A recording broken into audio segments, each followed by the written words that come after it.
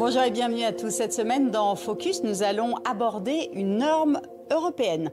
Le règlement DORA oblige le secteur financier, la banque, les assurances, les fonds d'investissement et tous leurs prestataires à tester la résistance de leur système informatique face aux cyberattaques. L'enjeu est majeur car si un domino tombe, il risque d'entraîner dans sa chute l'ensemble de l'architecture européenne. En tout, cela concerne des dizaines de milliers d'entités. En France, il reste encore beaucoup de progrès à faire dans ce domaine.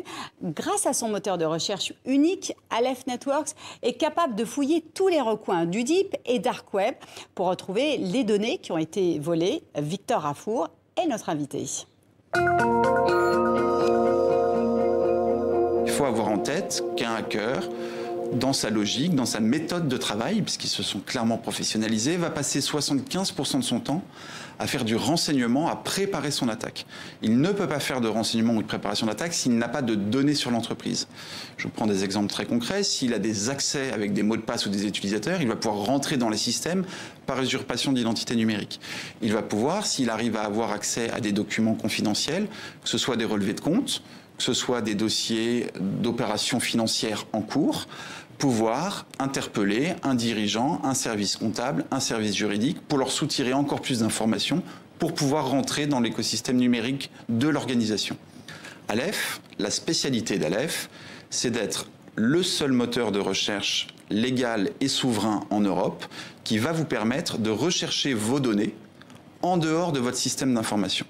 C'est-à-dire que si vos fiches de paye de vos salariés, si vos dossiers de fusion-acquisition, si vos factures, si vos règlements, virements sont transmis à des tiers pour l'opération de tous les business que vous faites au jour le jour, et que ces tiers font l'objet d'une attaque ou ont été l'objet d'un fournisseur qui lui-même a été l'objet d'une attaque, ces données vont être massivement diffusées. Ces données sont diffusées principalement dans des zones assez profondes et obscures, ce qu'on appelle le dark web.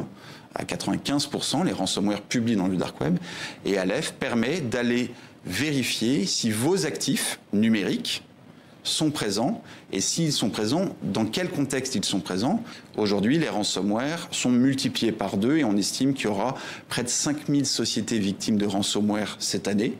Alors 5000 sociétés victimes, si on considère que chacune a une centaine, voire 200 fournisseurs et a 200 clients, vous imaginez bien que vous multipliez ce nombre de 5000 par 400. Donc il y a vraiment une volonté de se préparer à ce qu'on peut comparer à de la guerre de haute intensité. On peut se préparer à des cyberattaques de haute intensité. Donc il faut vraiment avoir cette résilience opérationnelle pour pouvoir être là dans la durée. On va prendre des coups. Il est impossible de dire que je ne me ferai jamais attaquer. Donc il faut s'y préparer, il faut cartographier les risques, il faut analyser ces données et prendre des mesures de précaution. Et la sanction ultime pour les entreprises européennes qui ne seraient pas en conformité est le retrait pur et simple de la licence, c'est-à-dire l'interdiction d'exercer pour une banque ou une assurance. C'est la fin de ce Focus Entreprise. Merci de votre fidélité.